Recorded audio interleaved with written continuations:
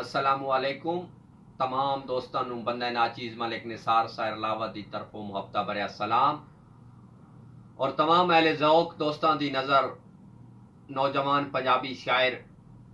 पंजाबी अदब का बहुत बड़ा नाम उस्ताद मोहतरम हाजी ज़हीर अली अदम ज़िला सरगोदा जनाब का लिखा होया कलाम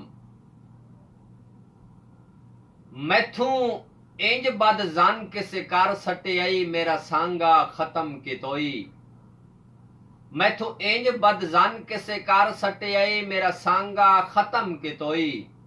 इंज गोल तवीज किसे अदम पिवाए नी मेरा ना ताई विसर गयोई बंदा कुछ ता अकल तू कम लैंदा है ना गुजरिया दऊं डिठियोई तैथू रब पुछसी ने गुसावियां नू वेणे जुर्मो सट छोड़ियोई क्यों आग ला छोड़ी हाई संगतां दी रसी हाई मजबूत जो वट्टी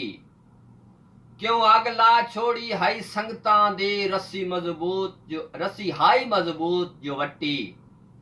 अरमान सारी जिंदगी दी लाए तोए बेफैज ते खट्टी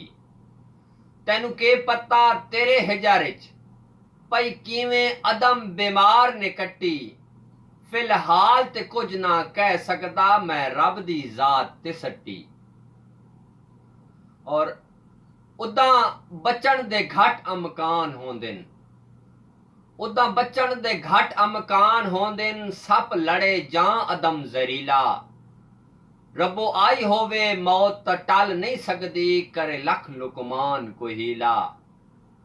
जेड़ा जिंदू वाला होवे हेजर लगे हो वैंदे सुक के तीला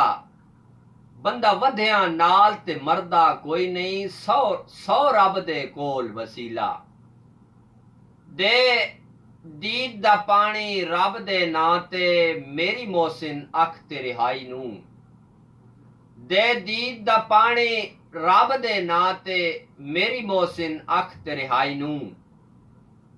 उदे वंज आसरा झट दा झट बीमार दे दिल शोदे आई नू आ दे वंज आसरा झट दा झट बीमार दे दिल शोदाई नू और मुंह बंद हो वंजन शरीकां दे दोवें घतीए मार जुदाई नू